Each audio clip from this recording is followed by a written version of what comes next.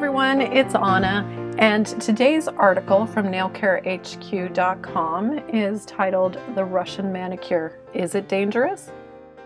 This is an article written by Doug Schoon, the author of Nail Structure and Product Chemistry, and I really enjoy it when he contributes to this website because his articles and his information are so good, and this is how I learn. This is how I've learned everything. It's from him. Okay, in this article, I'll explain what a Russian manicure is and why you never want one if your nail professional does not have the correct training and appropriate license. Since knowledge is power, I'll give you tips to help you become a better consumer when visiting the salon. What is it? Some people around the globe are teaching a highly risky technique that goes by several different names, including the Russian, or equipment, or e-file manicure. It doesn't matter what it's called, they are essentially the same. The process is to use an electronic file with very fine bits to file off the living skin around the nail plate. They also file off the dead cuticle skin that's on the nail plate. The skin that everyone incorrectly thinks is the cuticle is called the proximal fold of the eponychium. The proximal fold, lateral sidewalls, and the hyponychium create the 4 required guardian seals to protect the nail bed and matrix from harmful germs and bacteria. We never want to cut or sand down live skin.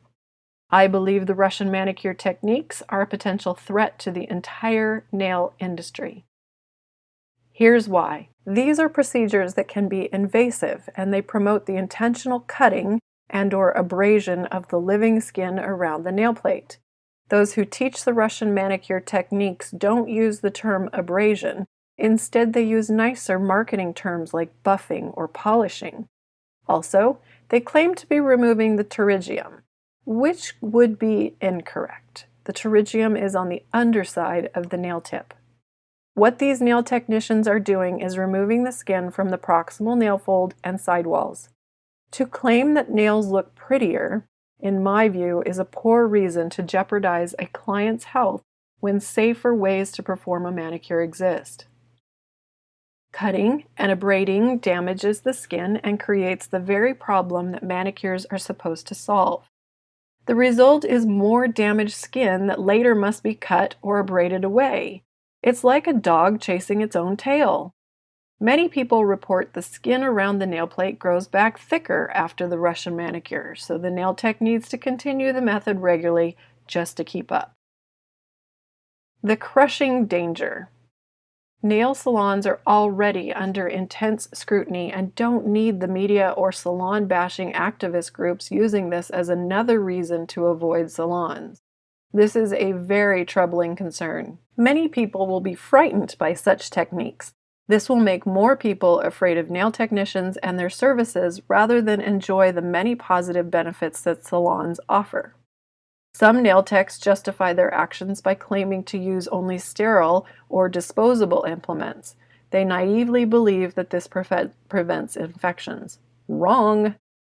Whenever the living skin is cut or abraded, the damaged area is more susceptible to infection for many hours or even days. The potential risk of infection will remain until the body heals. One proponent of these methods argued with me, "I've never heard of that happening." Well, of course not. Not many people would openly admit that they cut a client's skin and caused an infection. Schools and teachers who promote these methods don't check back with their students on a regular basis. So how would they know when the methods that they teach are being misused? I've seen these types of nail tech inflicted infections occur many times. So when this thin skin is damaged, it becomes more susceptible to irritation and may lead to permanent allergic reactions to nail coating products. How? Many people who use this nail preparation technique place nail coating products directly onto or up against the damaged skin. This also drastically increases the client's risk for adverse skin reactions. Some teachers say the bits are not abrasive and are smooth. Well, think about it. If they're not abrading the skin, then they would have no effect. It is true that these bits may be less abrasive than the bits used to file down acrylic nail enhancements, but Any bit spinning at thousands of revolutions per minute and placed against the skin surface will abrade the skin. This abrasion can reduce the skin's effectiveness as a germ and bacteria barrier. It also makes it easier for infections and adverse skin reactions to occur. Fools rush in where angels fear to tread. Another person asked me, if it's such a risk, why are so many doing it? Just because some people do this technique doesn't mean it's safe. This method should not be taught to the masses via internet videos or online classes, yet this is what's being done weekly. Too many people are, quote, jumping on the bandwagon without considering the consequences to their clients or their business. Nor do I think the so-called Russian manicure classification classes are the answer. Many students of these courses often disregard important precautions and will return to the salon and do it their way. Then they will teach other nail technicians their way, and those nail technicians will also do it their way. Soon the precautions will be forgotten, and this could have unforeseen consequences that could harm clients and may be disastrous for the reputation of the nail industry. Interestingly, many people who do these services claim they do it in a safe way and others do not. Isn't that the pot calling the kettle black? Are you licensed? Even more importantly, using an e-file to smooth the skin is considered microdermabrasion. In many regions, microdermabrasion is restricted only to those with special licenses beyond nail technician licensing. For instance, in the USA, an esthetician license, or sometimes called a cosmetology license, is required to perform microdermabrasion. Ready to fall? I can walk on a rope that is 1 inch from the ground. I won't get hurt if I fall. But what if I try to walk on that same rope 5 feet above the ground? I could get seriously injured. An expert tightrope walker doesn't worry about falling from 5 feet. They are experts. The low rope allows a lot of room for error for non-experts, while the high rope allows little room for error.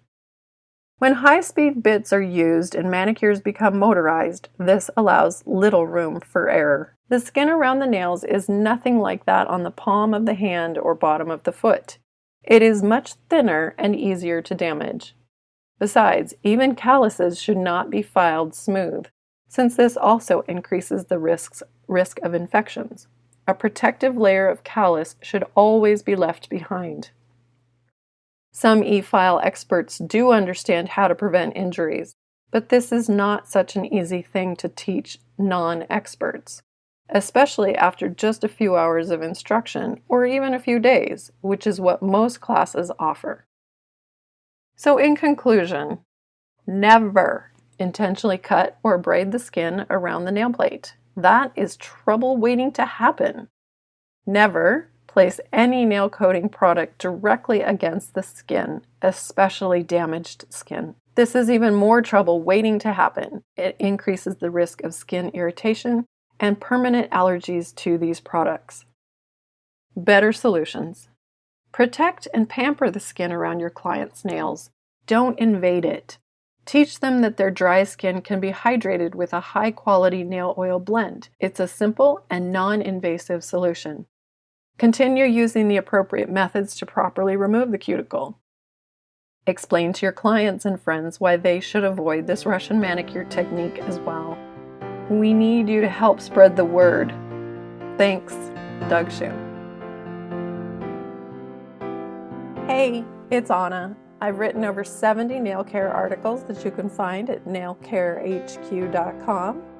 And if you're looking for products that will help you have longer, stronger nails, visit myBlissKiss.com. Be sure to push the subscribe button and turn on notifications to get alerted when I publish more videos. This is Anna, signing off and sending you bliss.